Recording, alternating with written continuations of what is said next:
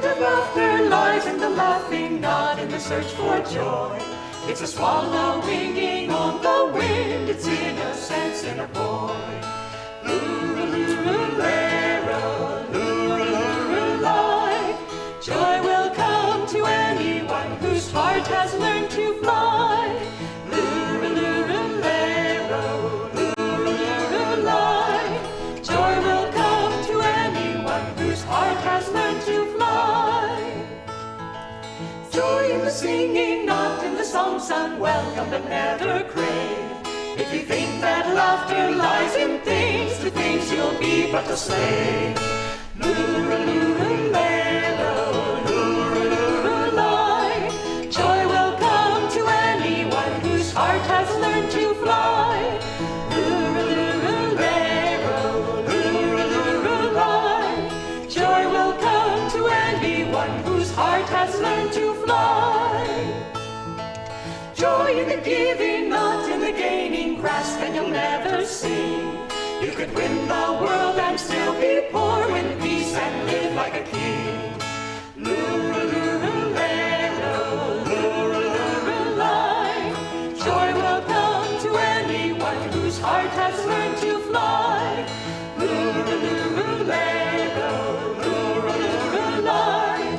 Joy will come to anyone whose heart has learned to fly. Sing when the sun shines, sing when the rain falls, sing when your road seems strange.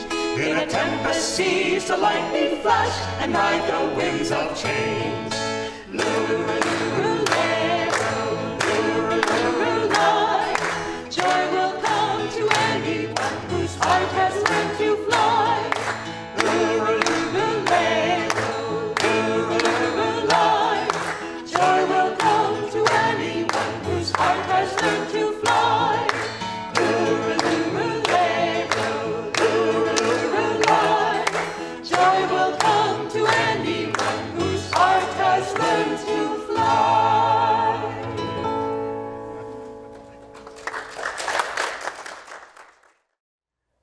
Again, welcome to all of you here in person at the Temple of Light at Ananda Village, and also a special welcome to all those viewing online. I am Nayaswami Pranaba, and with me is Nayaswami Parvati, and today we have the privilege of our guest speaker, Sundara.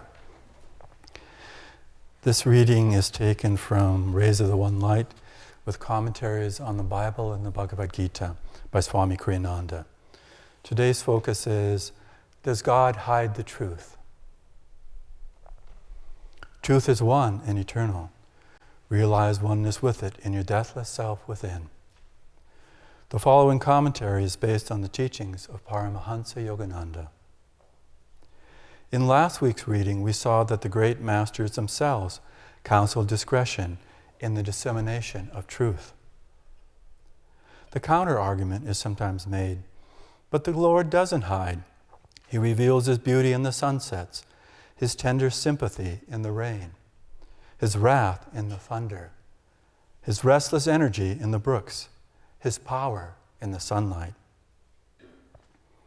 There are esoteric truths, and there are also esoteric truths. There is that which is revealed impersonally and left up to us to interpret, such as the thunder and our perception as it as divine wrath, the rain and our perception of it as God's sympathy. But behind even God's most open expressions, there lies impenetrable mystery. The wind blows where it will, said Jesus in chapter 3 of the Gospel of St. John. You hear the sound of it, but you do not know where it comes from or where it is going. So is everyone who is born of the Spirit. And Sri Krishna says in the 9th chapter of the Bhagavad Gita, by me the whole vast universe of things is spread abroad. By me the unmanifest. In me all existences contained, not I in them. God's hidden reality cannot be understood by the reasoning faculty. India's Sankhya philosophy states frankly, Ishwar Ashida. God is not provable. A willingness to seek the underlying reality behind appearances is essential for those who would know God. Thus, through Holy Scripture, God has spoken to mankind. Om, Om, Om.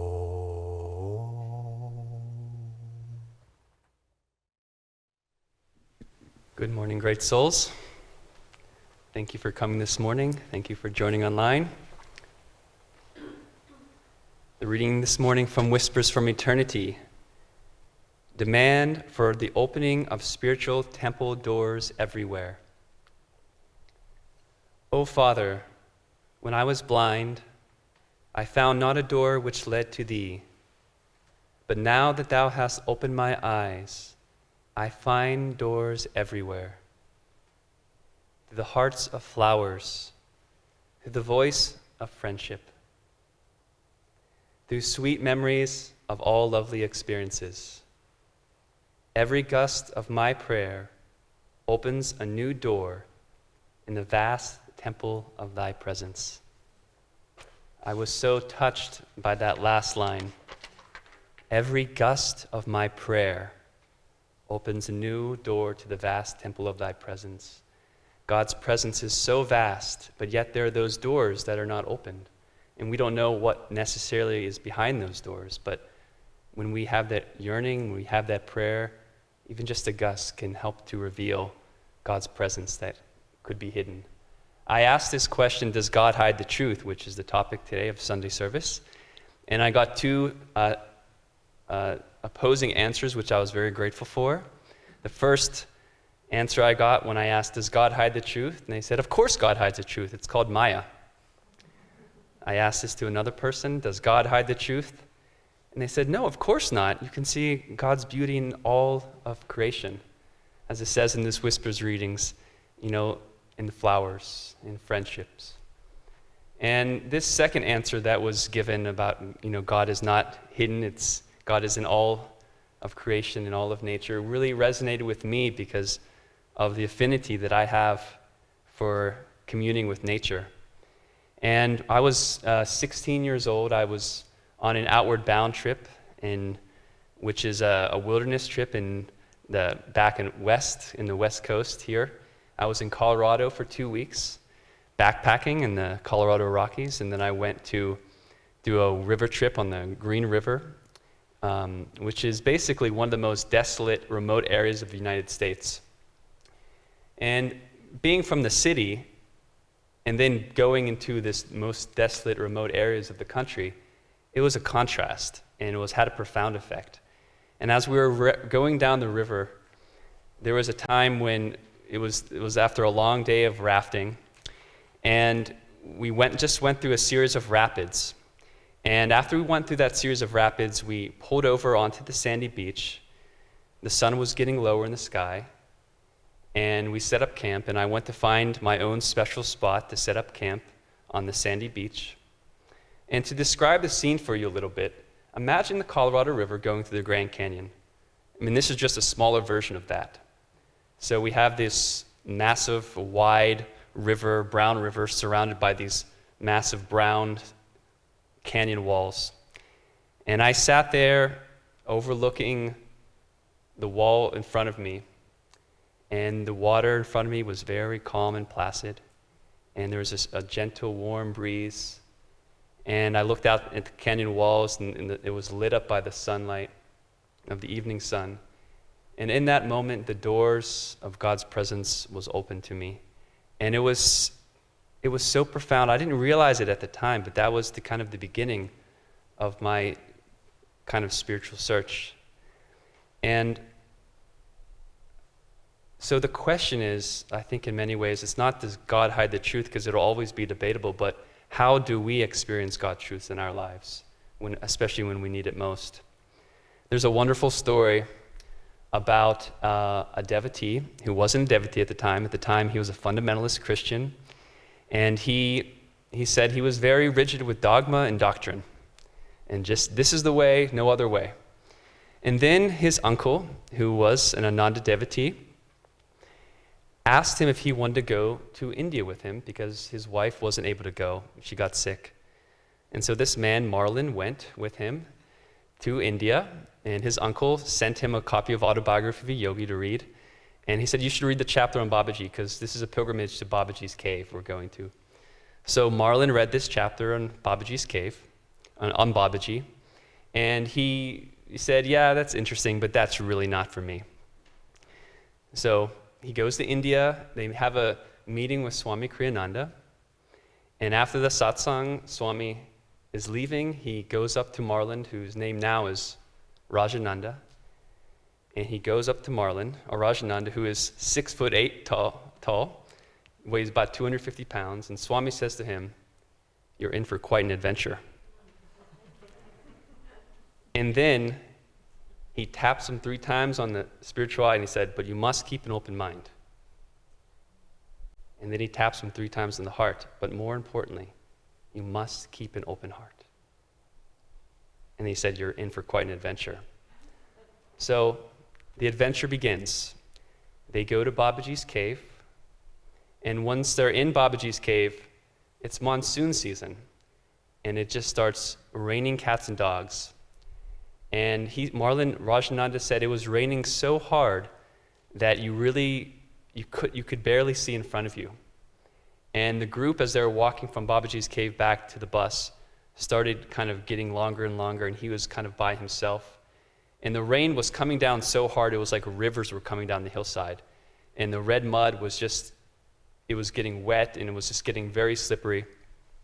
He couldn't see where he was going, and all of a sudden he slips, he falls, and he starts going down into a ditch. And he knew that if he was to go into that ditch, he never would have been found. He grabs onto a root, he holds the root, and then he cries out, God, I did not come to India to die. And at that moment, a hand pulls him up. And he assumed it was somebody from the group. The hand pulls him up, and it's a small boy. Remember, Rajananda is 6'8", 250 pounds. This boy was maybe 11 years old. And he's carrying a gourd in his left hand, so he just pulled Rajananda up effortlessly with his right hand. And he pulls him up, and then he points him in the direction, he starts walking him back to the bus.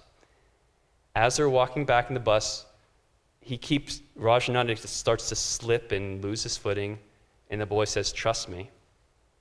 And then he's able to walk fine. And as they continue walking, Rajananda noticed something very interesting. And that was that the boy was not wet at all amidst the monsoon. And that Rajananda's own clothes were starting to dry. And that there was a bubble of dryness around them amidst the monsoon outside. Is that interesting? So they get back to the vehicle or get back to around the area where you could see the vehicle in the distance into a field. And Rajananda goes in his pouch to give the boy some money. And by the time he looks down, looks back up, the boy's gone completely. And he says there's nowhere he could have gone and ran real quickly. It just wasn't possible. So they have this experience. He tells everybody, he said that very well could have been Babaji or Babaji's blessings. And so they go back to Swami, and Swami said, Rajananda looks at Swami. They don't say anything at first, they just laugh. And Swami said, it was quite an experience, wasn't it? And I share this story because so often, in the Bible we hear these miraculous occurrences. In Autobiography of a Yogi, we hear these miraculous occurrences. But sometimes we don't think that these things can happen to us. And while we might not have an experience like that, remember what it says in the beginning of the autobiography, the quote from the Bible, except ye see signs and wonders, ye will not believe. We think that this podium here is solid, but we know in reality it's not solid. We think that we are fixed in our karma and our circumstances in life, and there's no way out of it. But as we know, that's not true. That's the whole purpose of the spiritual path, that we can transcend our karma. And stories like this help us to remember that there's something so much going on that we can't, the reasoning mind, as it says in the reading, can't understand. And, I've always been interested in Vedic astrology. I found it very helpful. But recently, I haven't been finding it very helpful.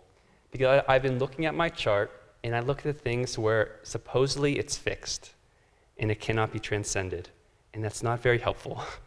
Because if we get into that mindset that this is how it is, there's no way out, then there's no way out. But Master had a whole chapter in autobiography called Outwitting the Stars. He was supposed to be married, 3 times? And he outwitted the stars. When we love God, when we practice these techniques, we can transcend the limitations and the circumstances of our life.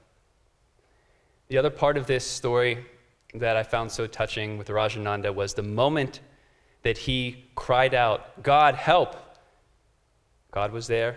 When we cry out with yearning to God, "I need help, I can't do this alone," God will come down and help.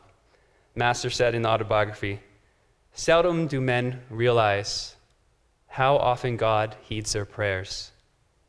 He is not partial to a few, but listens to everyone who approaches him trustingly.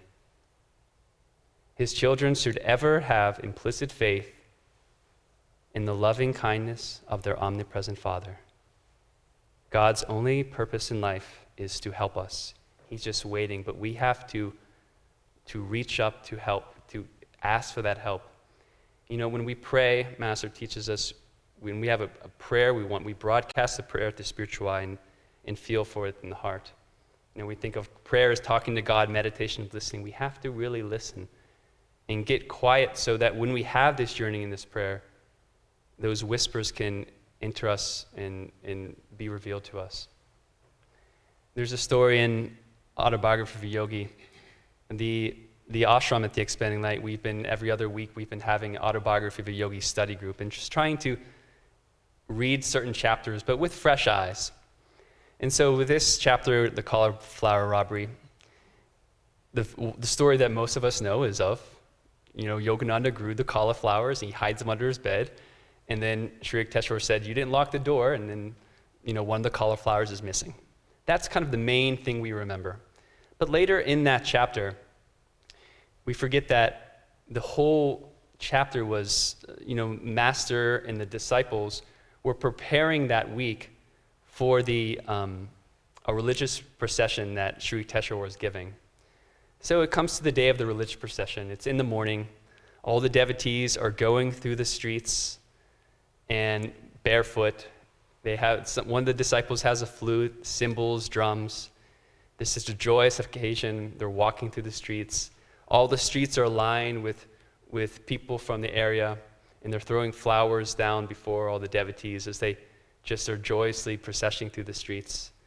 Eventually, they process to Sri Yukteswar's ashram. And once they're there, Sri Yukteswar's in the middle. All the devotees surround him, and from the balconies above, they're throwing marigolds down onto them. And after this event, other devotees are inside. They're all cooking for hours, for days. And they're cooking, lentils and curry and rice and kheer. And during that time, there's a kirtan going on down below. And then after the kirtan, when the stars come out, Swami Sri Yukteswar gives a discourse. And then after that, it's 10 o'clock. And then that's when all the cleanup has to begin for a couple of hours. And it's midnight by that time. And so what did Sri Yukteswar say to Master? "I am very pleased with your cheerful labors." And that's a very important point we can often forget. And then they go to bed. And then shortly after, Swami Sri Yukteswar wakes up and he gets dressed and he says, some students have missed a train. I'm going to cook some food for them. And Master doesn't believe that's actually the case. And he says, "Well, I'm going out to cook." And instantly Master gets up and starts cooking with him. And Sri Yukteswar says, you have just overcome fatigue and the fear of tiredness. They will never bother you again. He've overcome this fear of fatigue. And what did he say to him earlier? "I am pleased by your cheerful attitude and your cheerful labors during this time. So often, God is revealed to us by our consciousness, especially when we're challenged, especially when we're tired, when we think we can only give so much more, and we say, God, you flow through me. You can do so much more. When we have that upward attitude, that's when this grace can come and God can be revealed.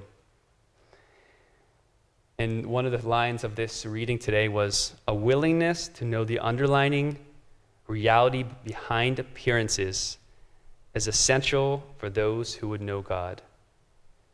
We have to have that willingness in all that we do. It's not easy sometimes, but when we do it, it somehow opens the floodgates of God's grace to come into us. In 1803, the United States had recently purchased the Louisiana Territory. At this time, it was just the 13 colonies of the United States. And Thomas Jefferson, the president at the time, he commissioned William Clark and Meriwether Lewis to explore, for the most part, unexplored territory west of the Mississippi. Now, of course, we know there are people living there, Native American tribes and such, but most of the people in the 13 colonies had no idea what was kind of west of the Mississippi and this newly acquired purchase of the Louisiana Territory. So it took Lewis and Clark about 2 years to explore this territory. And along the way, there were many struggles. They had disease, they had starvation and famine, and there were some hostile tribes. There were some tribes that were very friendly to them. They got lost, and of course it was not easy. There was no, you're not going to take like Route 80 all the way out. And so it was unexplored territory that they didn't know where they were going. But eventually they reached the Pacific Ocean. And what does he say as he sees, what does William Clark say as he sees that vast, expansive Pacific Ocean? Oh, what joy. Oh, what joy. Oh, what joy there is when we go through our lives, and even when it's difficult, even when there's challenges, when we have that cheerfulness, when we have that willingness, when we are constantly calling on God and Guru for help, what joy there will be. As Master said, a joy beyond the imagination of expectancy. I'd like to read for you just a few words of Master. Please close your eyes.